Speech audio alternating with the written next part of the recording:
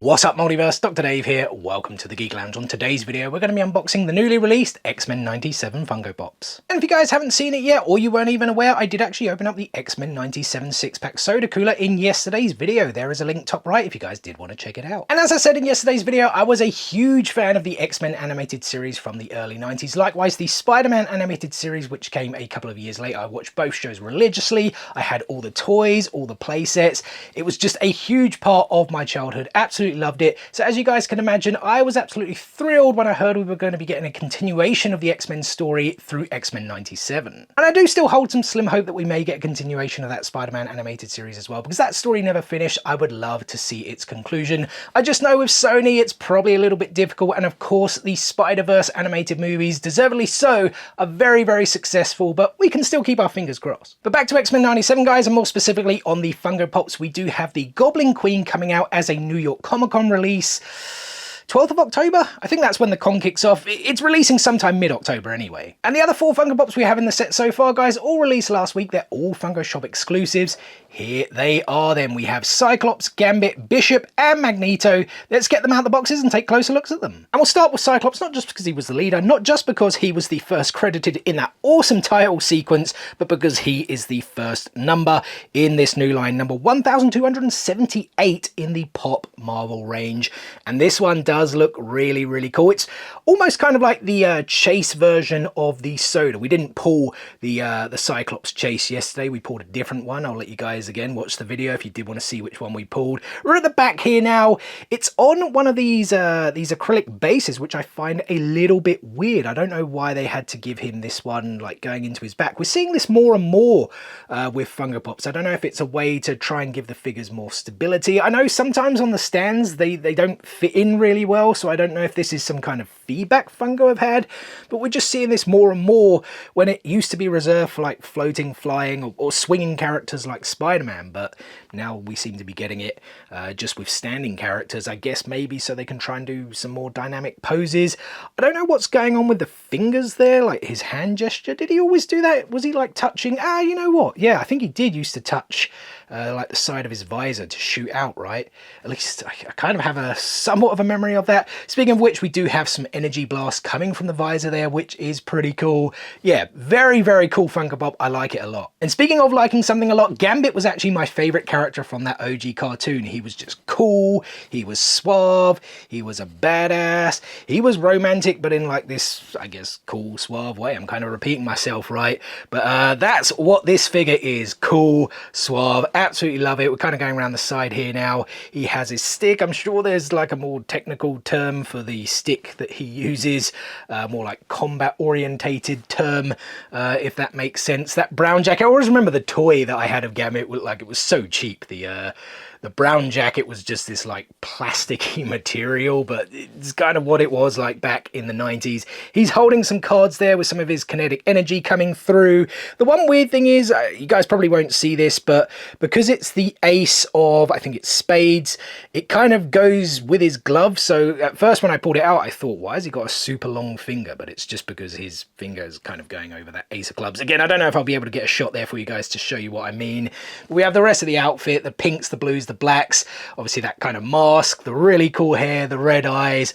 I love it a lot. I did hear that the original voice actor for Gambit is he is coming back to the show, but they have actually recast the role of Gambit. Not too sure why. Eager to see how the voice is. I didn't actually mention as well, the original voice actor of Scott Summers' Cyclops did actually pass away, I think back in 2020, so he has actually been replaced by prominent voice actor Ray Chase. And next up, guys, we have Bishop sporting a very different hairstyle. At least I don't remember him having this short hair. He had longer hair in the cartoon that I remember. I am still going through and like catching up with the old episodes on Disney Plus. I watched all of Spider-Man last year, so we're kind of slowly getting through X-Men as well.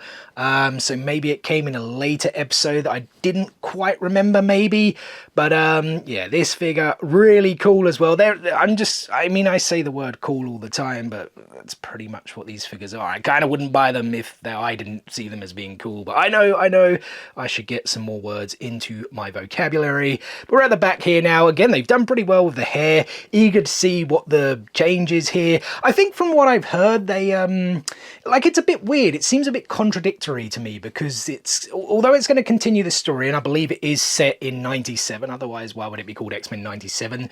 They're still going to have elements of like the modern world, and you're like, well, times back then 25 plus years ago were very different to now, so I'm not too sure what they're going to do, but it does look like we're going to get some stylistic changes with some of the characters. We saw that yesterday, of course, with the Storm Soda, where her hair is also very different, but yes, it's still continuing on the storyline, so I'm not too sure what they're going to do. I suppose like mutant persecution kind of goes hand in hand with a lot of stuff we're seeing in today's society, but I don't know, eager to see it either way. And this Bishop character, Bishop figure I should say rather, still looks really cool. The X-suit at the front, the bandana, how big a role is he going to play? I don't know, because he's from the future, right? But I guess only time will tell. And finally, guys, we have Magneto on one of these bases, as I said, normally for flying or floating characters, right? So it kind of makes sense for Magneto. Now, I don't really remember the last episodes from my childhood. I'm sure I saw them, but I don't remember them too much. But I have read, obviously, Charles Xavier goes missing. I think he does something that turns a lot of people's sort of beliefs and notions about mutants like in a more positive vein, and I think this in turn makes Magneto see that, you know what, maybe Xavier's path was the right path, and I think he in X-Men 97 essentially becomes the leader, and I think there's still a search on for Xavier and things like this. At least that's kind of what I've gathered from the limited stuff that I have read, and obviously like I said, still getting through the OG cartoon on Disney+. We're at the back here, not much going on. The that traditional legendary kind of purple cape with the legendary red helmet with the purple accents as well, as we come back round to the front, floating in the air. I love the eyebrows, the white eyebrows that you see through the, I don't know what you call that, like the visor part of his mask, like blocked from sun or whatever. I'm not entirely too sure. The rest of the outfit, kind of like the trunks over the rest, kind of Superman-esque, I guess, to an extent, right?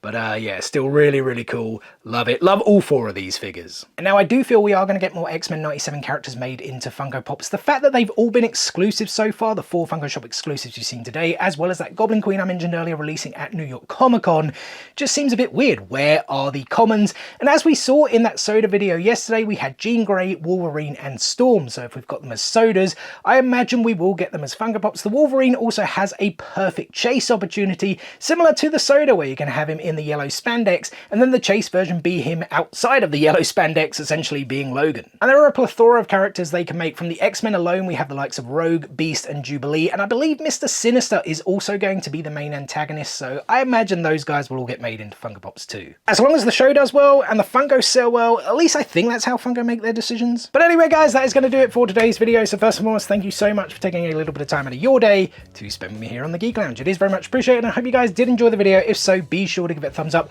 Drop some comments below. Are you guys as eager to see X-Men 97 as me? And who was your favourite character from the OG cartoon? And as always, we've got plenty more content on the way for you guys. Tons more Funko Pops to show off. I've had a bunch come in, so we're going to get through those over the next week or so. Then the usual Lego figures, statues, TCGs, more Comic-Con news, all that fine jazz we love to play here on the Geek Lounge coming your way. Make sure you stay tuned for all of it and more. What is the easiest way to stay tuned, you ask? It's very simple. Subscribe, hit click, smash that subscribe button and enable those notifications so you don't miss out on any of that future content. Guys, thanks again for watching today's video, and we'll see you on the next one. Peace out, nerds!